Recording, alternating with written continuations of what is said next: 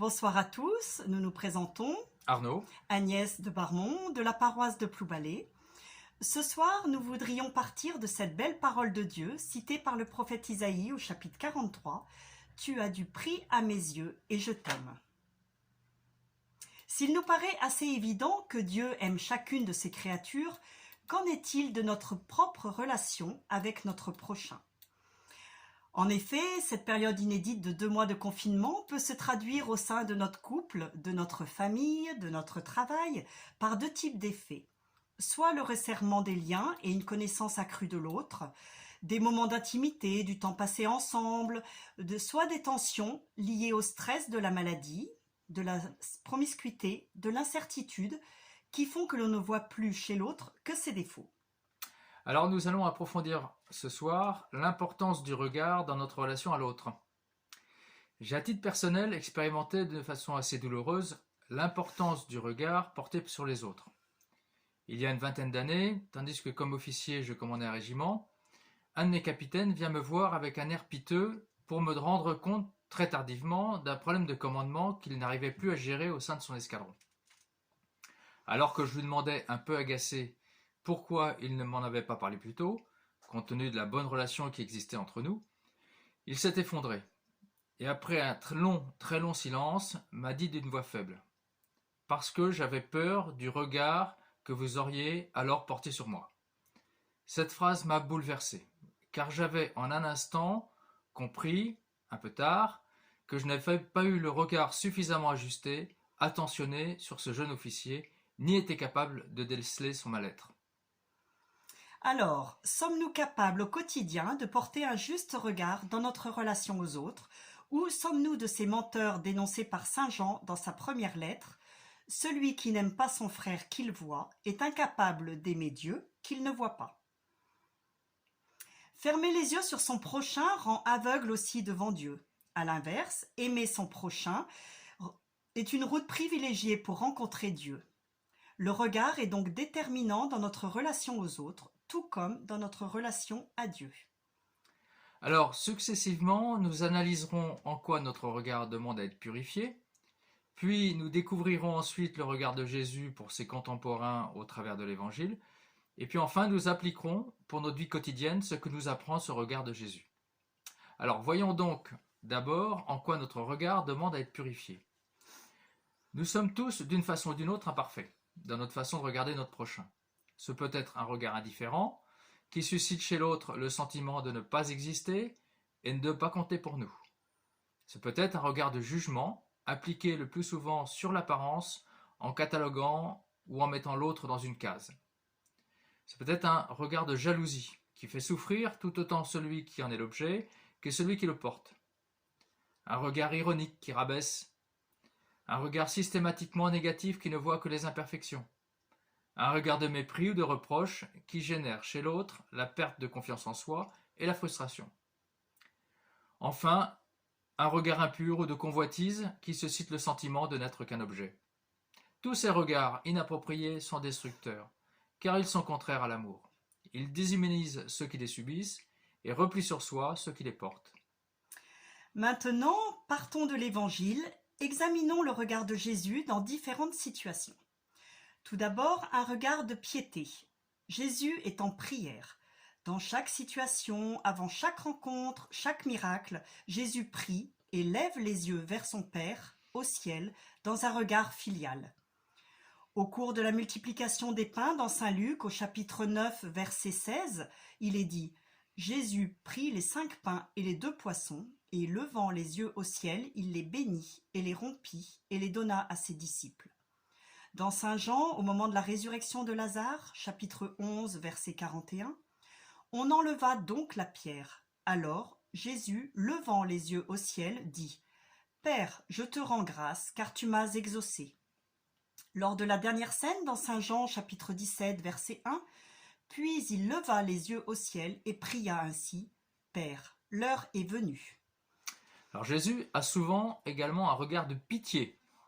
Ce regard accompagne toutes les rencontres de Jésus avec les cabossés de la vie qui sont confrontés à une forme d'infirmité physique, psychique ou morale. Nous trouvons ce regard dans la rencontre avec la veuve de Naïm au moment où elle enterre son fils unique. Luc, chapitre 7, verset 13, qui nous déclare « En la voyant, le Seigneur fut saisi de pitié pour elle et lui dit « Ne pleure pas ». Nous le retrouvons, ce regard, lors de la multiplication des pains, dans Marc chapitre 6, verset 34. En débarquant, Jésus vit une grande foule. Il fut saisi de pitié envers eux, parce qu'ils étaient comme des brebis sans berger.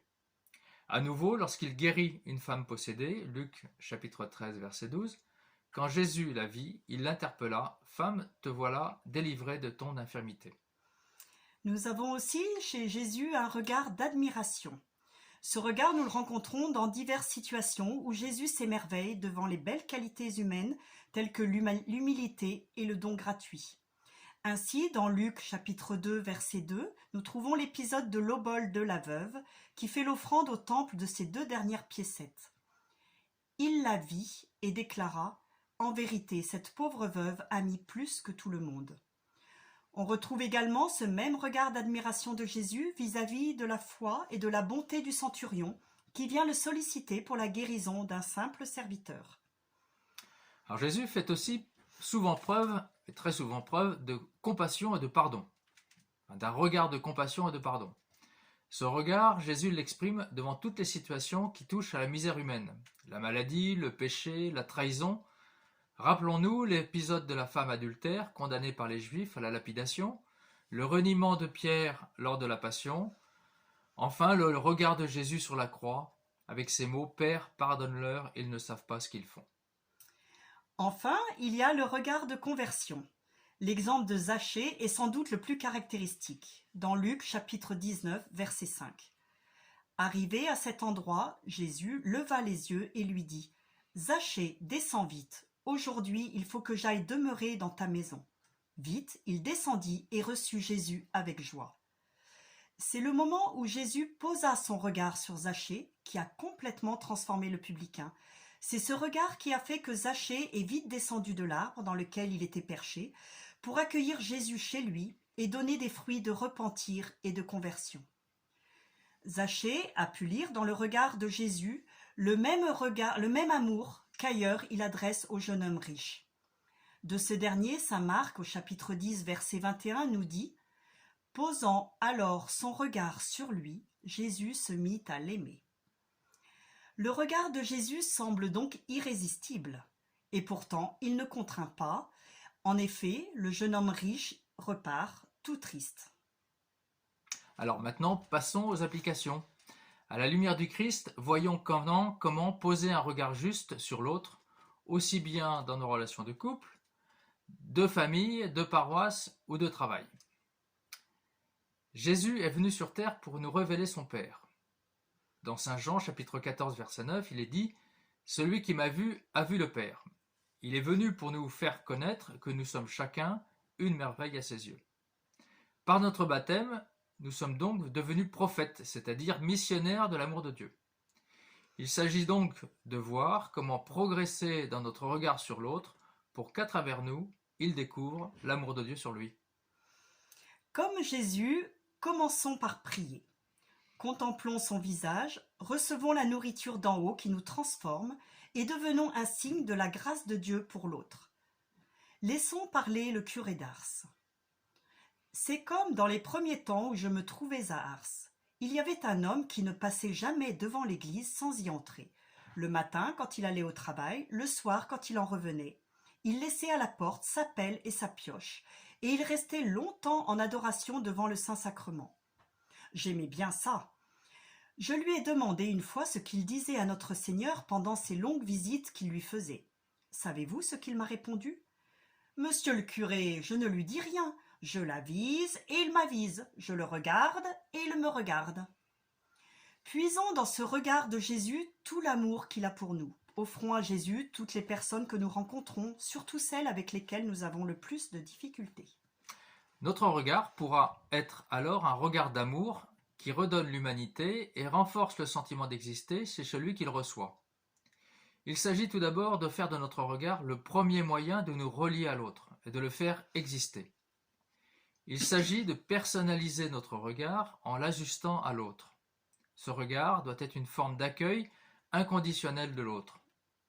Par exemple, Quand nous rencontrons une personne qui quémande dans la rue, la regardons-nous en lui partageant quelques mots ou bien détournons-nous le regard?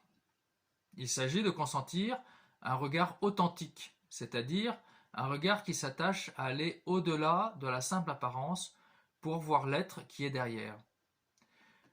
Dans mon travail, j'ai un salarié qui est mal perçu par les autres et souvent critiqué en raison de son apparence un peu négligée, un peu désinvolte, alors même qu'il est très disponible et très serviable.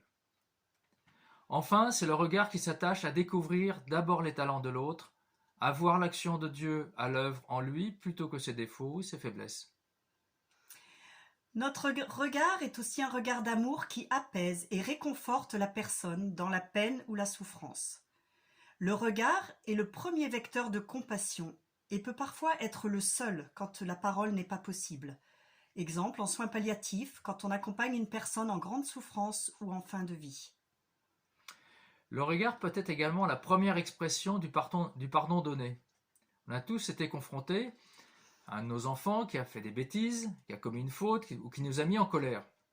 Il va avoir besoin de retrouver d'abord notre regard apaisé pour se sentir pardonné avant même que les paroles suivent. Nous avons aussi un regard d'amour qui redonne de la vitalité. C'est le regard qui accompagne, qui encourage, qui exprime la confiance. Tu peux le faire, tu en es capable. C'est un regard d'admiration pudique vis-à-vis du potentiel de l'autre. Dans mon enfance, je ne me souviens pas de paroles valorisantes de mes parents car ils étaient pudiques dans leurs propos, mais je sentais sur moi le regard d'affection et d'admiration de mon père. C'est un regard qui a suffi à me valoriser, à me faire grandir. Chacun en a besoin dans sa vie d'enfant, comme dans sa vie d'adulte, dans sa vie familiale, comme dans sa vie professionnelle. Le regard doit être également un regard d'amour qui fait école. Le regard d'amour produit un regard d'amour. Aussi, il est important d'apprendre à regarder. Nos enfants, quand ils sont petits, nous leur demandons de nous regarder quand nous leur parlons ou quand ils nous parlent. C'est important. Et le fait que nous produisions un regard d'amour incitera les autres eux-mêmes à produire ce même regard d'amour. Le regard, c'est aussi l'expression de la vérité. On parle de regard franc ou de regard fuyant. Le regard de l'autre est acceptable s'il est ajusté et imprégné d'amour. C'est aussi un regard qui laisse libre. Rappelons-nous ce que nous évoquions tout à l'heure avec le jeune homme riche. Nous sommes là pour aimer l'autre et lui faire sentir cet amour à travers le regard que nous posons sur lui. Mais nous le laissons cheminer à son rythme. En conclusion, on pourrait dire « Les yeux sont le miroir de l'âme ». À cet égard, je voudrais citer le père Marie-Eugène de l'Enfant Jésus, Carme, fondateur de l'Institut Notre-Dame de Vie, dans son livre « Au souffle de l'Esprit ». Nous ne demandons pas à un chrétien ou même à un saint de n'avoir aucun défaut, d'être un athlète parfait au point de vue physique et d'avoir une intelligence excessivement pénétrante. Nous lui demandons cette sorte de rayonnement spirituel qui passe à travers son âme, que l'on saisit parfois dans son regard, que l'on voit dans ses attitudes, dans sa rectitude, dans toute sa vie. Voilà, nous arrivons à la fin de notre exposé. En ce temps de confinement où nous avons plus de temps pour la prière et dans l'attente de la descente du Saint-Esprit sur nous à la Pentecôte, nous pouvons demander à ce même Esprit Saint qu'il nous renouvelle et qu'il nous donne ce regard d'amour de Jésus sur chacun. À bientôt.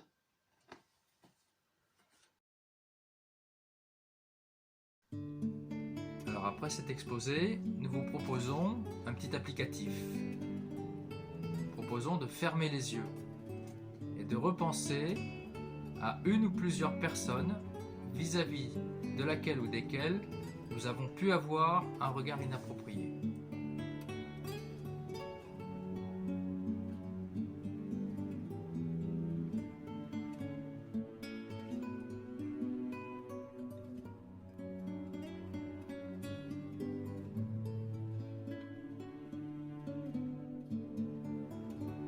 Analysons ce regard inapproprié.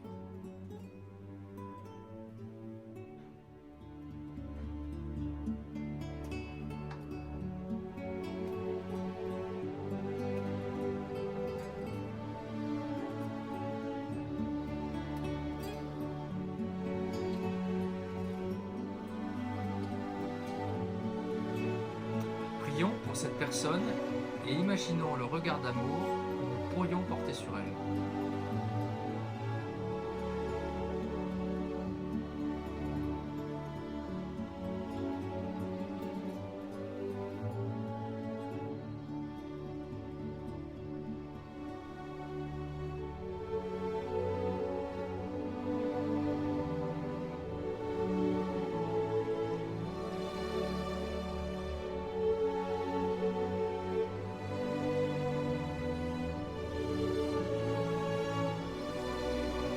Lorsque nous savons rencontrer quelqu'un avec laquelle la relation peut être difficile, prenons la résolution d'abord de prier pour elle avant et de préparer ce regard d'accueil que nous aurons pour elle.